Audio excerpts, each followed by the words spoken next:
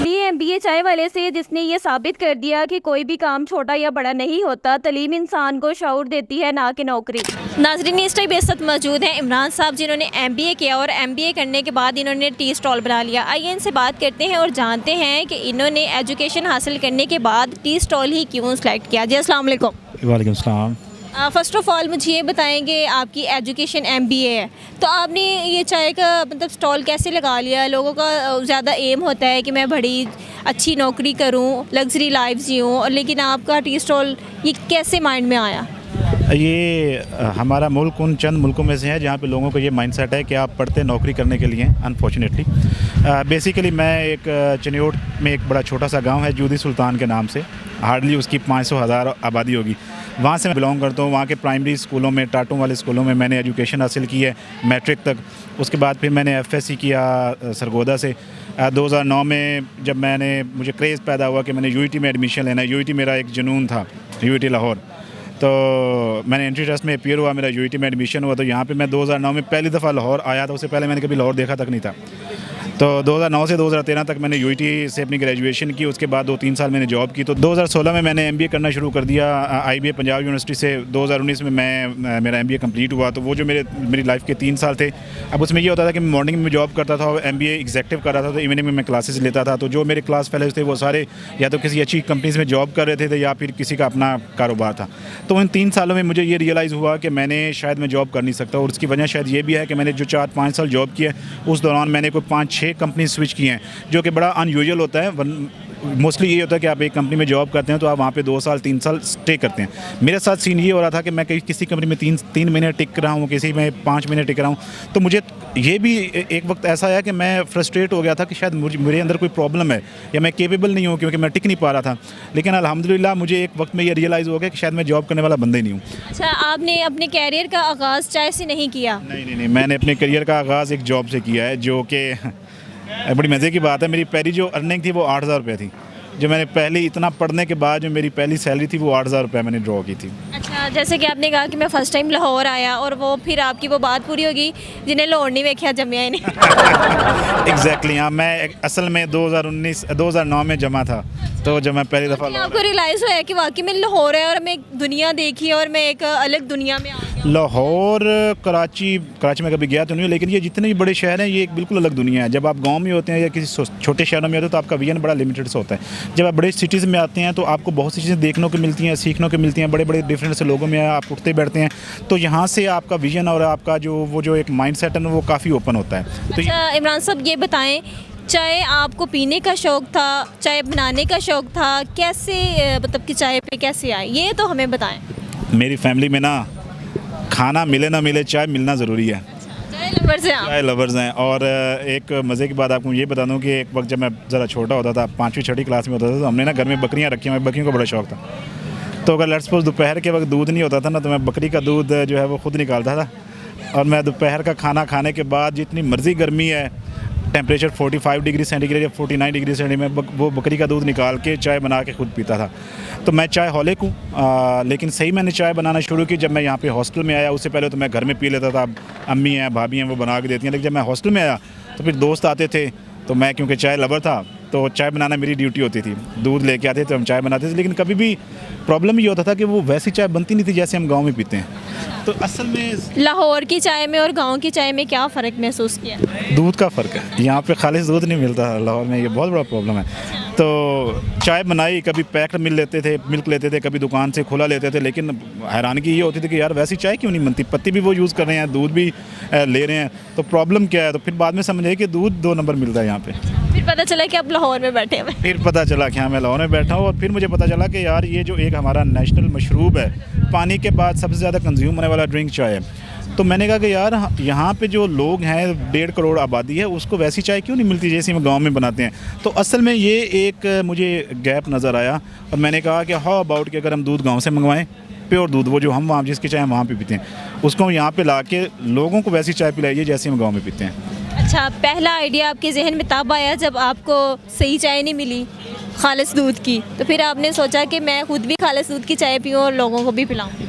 Basically idea जो आना generate होना शुरू तब हुआ जब मुझे ये रियलाइज़ हुआ कि मैंने जॉब नहीं करनी। तो मैंने अपना काम करना है। अब जब अपना काम करना है तो फिर मैंने कहा कि अब क्या करूं, तो मैंने सोचा कि यार उस चीज़ को चुनता हूं जो जिससे मुझे मोहब्बत है और जिसका गैप भी है मार्केट में, क्योंकि मार्केट में तो नॉर्मल चाय मिलती है ना 20-30 अच्छा, यहाँ पे ज़्यादा चाय लवर्स हैं, उनको तो या आशिकी में नाकामी हुई होती है या घर वालों ने निकाल दिया होता है, तो आपके साथ कुछ इस तरह का सीन? नहीं, मैं ऐसा इनमें से कुछ भी नहीं हुआ। मैं अपनी मर्ज़ी से पढ़ने आया था और इश्क में नाकामी भी नहीं हुई।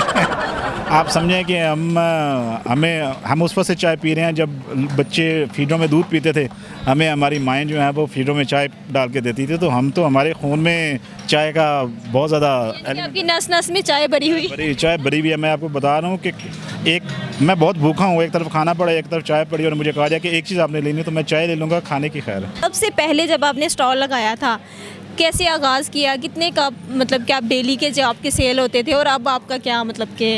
जब मैंने दूध मंगवाया ना पहली दफ़ा गांव से, तो मैंने एक किताबी एस्टिमेट लाया था, जो MBA में पढ़ते हैं ना, तो मैंने एक बड़ी एस्टिमेशन की पेपर के ऊपर। मैंने कहा इतने लोग हैं इस मार्केट में, इतने बंदे आते हैं, तो मैं ना 40 किलो दूध मंगवाता हूँ। हालांकि वो भी कम होगा, लेकिन मैं 40 को मंगवाता हूँ। लेकिन जब मैंने मंगवाया तो मैं हैरान होकर रह गया कि मेरा 2 किलो दूध सेल हुआ सिर्फ। तो मैंने वो जो एक किताबी एस्टिमेशन लगाया हुआ था, तो वो तो बिल्कुल साइड पे हो गया। मैंने कहा यार ये क्या हो गया, तो वो एक सेटबैक था, लेकिन विजन मेरे अंदर था, मुझे कंफर्म था कि ये काम चलेगा। तो जब मैंने शुरू किया उसमें अगर इन्वेस्टमेंट की बात करें तो मैंने 18,000 से शुरू किया था। एक मैंने छोटा सा काउंटर बनवाया था, और जिस बंदे से मैंने बनवाया था वो मेरा जानने वाला था, उसको 18,000 में से मैंने 10,000 दिए थे। मैंने उसको कहा था बाकी 8,000 मैं बाद में दूंगा। तो ऐसे शुरू हुआ, 2 किलो दूध लगा, फिर आहिस्ता आहिस्ता कस्टमर बनते गया। लेकिन ये है कि मुझे इतना पुख्ता ईमान था मेरा कि मैंने अपने प्रोडक्ट के साथ बेईमानी नहीं करनी। जो मैं कस्टमर को कह रहा हूँ, मैं अगर आपको कह रहा हूँ कि मैं दूध पत्ती बेच रहा हूँ, तो मैं दूध पत्ती ही बेच रहा हूँ। तो अल्हम्दुलिल्लाह जो 3 साल पहले प्रोडक्ट बेच रहा था, एग्जैक्टली वही प्रोडक्ट मैं आज बेच रहा हूँ। क्वालिटी पे मैं कभी कंप्रोमाइज़ नहीं करता। आपको 3 इयर्स हो चुके हैं ये चाय सेल करते हुए।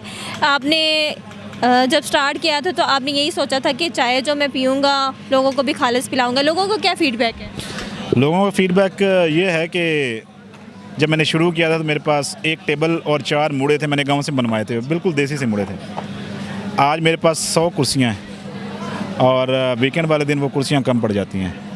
ये एक फ़ीडबैक जो घर वालों का क्या फीडबैक था? मोस्टली जब बच्चे इस तरह के काम कर रहे होते हैं, स्पेशली अम्मियाँ परेशान हो जाती है, लड़के कर रहे होते हैं, इनकी मसला है, कोई मसला तो नहीं है, कुड़ियाँ वाले काम कर रहे हैं? नहीं, कुड़ियाँ वाले काम का मसला नहीं था। एक मसला अनफॉर्चुनेटली मेरे घर वालों को भी था, और जो कि पूरी सोसाइटी में मुझे प्रॉब्लम फेस करना पड़ा। लोगों को ये लगता था कि मैं पढ़ लिख गया हूँ, तो इसका मतलब ये है कि मैं पैंट शर्ट पहन के ऑफिस में जाऊँगा और वहाँ पे मैं 9 से 5 जॉब करूँगा। ये एक्सपेक्टेशन होती है किसी भी पेरेंट्स की इस सोसाइटी में अपने बच्चे के लिए। मैंने ये जो एक स्टीरियोटाइप था, इसको तोड़ा। मैंने कहा कि आप पढ़ लिख के चाय भी बेच सकते हैं। और आपको मज़े की बात मैं बताऊं कि मैं वो बंदा था कि जब तक मैं एक दिन में 8 घंटे सोता नहीं था ना, मेरा दिन अच्छा नहीं गुजरता था। मैं ऑफिस में जाके सोया रहता था। एक बात वो आया, जब मैंने ये काम शुरू किया, मैं सुबह 8 बजे उठता था, 9 बजे ऑफिस जाता था, 5 बजे वहाँ 6 बजे मुझे छुट्टी होती थी। मैं सीधा 6 बजे गाड़ी पर यहाँ पर आता था मार्केट में। आप सोचें कि मैंने ड्रेस पैंट शर्ट पहनी हुई है, और अगस्त का महीना है, अगस्त की गर्मियाँ हैं, और मैं आया हूँ, मैंने स्टॉल लगाया है, मैंने बर्तन धोए हैं, मेरी शर्ट पैंट सारी पसीने से भीग जाती थी, और उस हालत में मैं उस ड्रेस में मैं खड़े होकर चाय बनाता था, बर्तन धोता था। मैंने अपने पहले 4 मंथ अपने घर में किसी को पता नहीं चलने दिया, मेरे सिर्फ एक भाई को पता था, सिर्फ इस डर से कि वो मुझे डीमोटिवेट ना करें।